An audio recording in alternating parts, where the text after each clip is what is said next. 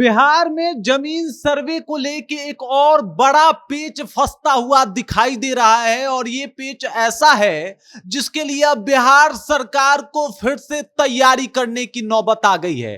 दरअसल बात ये है कि जो जमीन के कागजात हैं वो जिस भाषा में लिखे गए हैं वो भाषा ना अधिकारियों को समझ में आ रही है, ना ही वकीलों को समझ में आ रही है और ना ही अमीनों को समझ में आ रही है।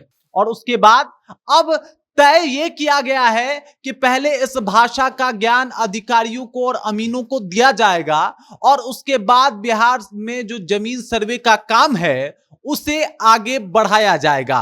अब आपको बताएंगे कि आखिरकार वो कौन सा भाषा है, किस तरीके का पेच फंसा हुआ है और इस भाषा की वजह से और कौन कौन सी मुसीबतें जो है वो बिहार सरकार और नीतीश कुमार के सामने आ रही है। ये सब कुछ आपको डिटेल्स में समझाऊंगा, लेकिन उससे पहले मेरा परिचय जान लीजिए। मेरा नाम है रजत और आप जनता जंक्शन देख रहे हैं। बिहार में जब से जमीन सर्वे का काम शुरू हुआ है उसके बाद लगातार कुछ ना कुछ ऐसा होता हुआ नजर आता है जिससे यह लगता है कि यार बिहार में जमीन सर्वे का काम ठीक से पूरा नहीं हो पाएगा और इसको लेके पक्ष विपक्ष हमेशा आपस में भिड़े हुए भी दिखाई देते हैं। लेकिन अभी मामला पक्ष और विपक्ष का नहीं बल्कि मामला भाषा का है। एक ऐसा भाषा जिसकी जानकारी उन लोगों के पास नहीं है जो इस सर्वे को कर रहे हैं और जिनके पास ये जानकारी है अभी इसका खूब फायदा भी उठा रहे हैं। मैं बात कर रहा हूं कैथी लिपि के बारे में। ये एक ऐसा लिपि जो पहले बिहार के तमाम जो भी कागजात होते थे सरकारी तौर पे वो उसको इसी लिपि के द्वारा जो है वो लिखा जाता था, लिपिबद्ध किया जाता था। और इस लिपि के बारे में ये बात है कि इसका ज्ञान ना ही सरकारी कर्मचारियों को है, ना ही अब वकीलों को है और ना ही अमीनों को है। और जिन लोगों को ये जानकारी है, अगर कैथी लिपि में उनके पास कोई कागजात पहुंच रहा है तो उसका अनुवाद करने के लिए 5,000 रुपए मांग रहे हैं।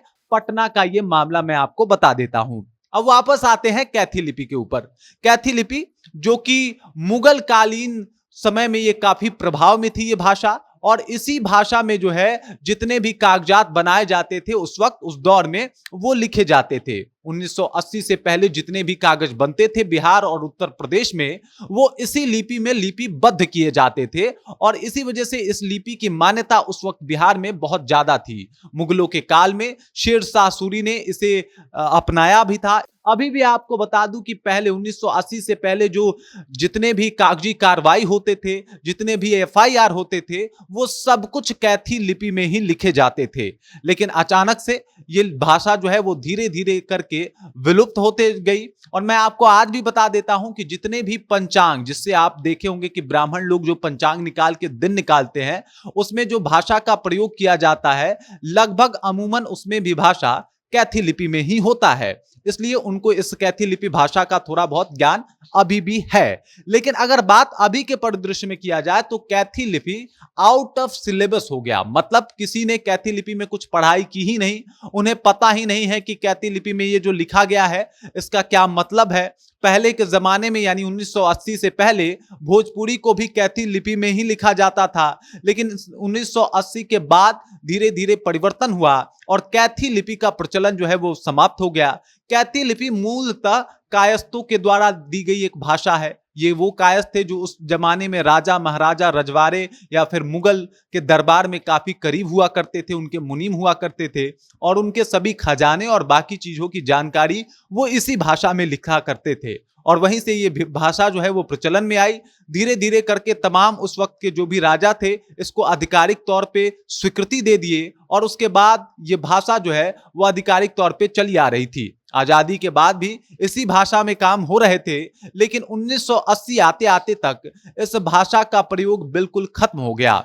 लेकिन अब चूंकि 185 साल के बाद बिहार में भूमि सर्वे हो रहा है तो इस वजह से मुसीबतें बढ़ गई है, क्योंकि कई ऐसे कागजात हैं जो कई साल पुराने हैं और अगर 1980 के पहले का कोई कागजात है और उसे आप पढ़ने की कोशिश करेंगे और अगर आपको कैथी लिपि नहीं आता होगा तो आप उसे पढ़ नहीं पाएंगे, क्योंकि वो भाषा कैथी लिपि में लिखा गया है और इस वजह से कैथी लिपि की समझ रखने वाले लोग अभी बहुत कम हैं।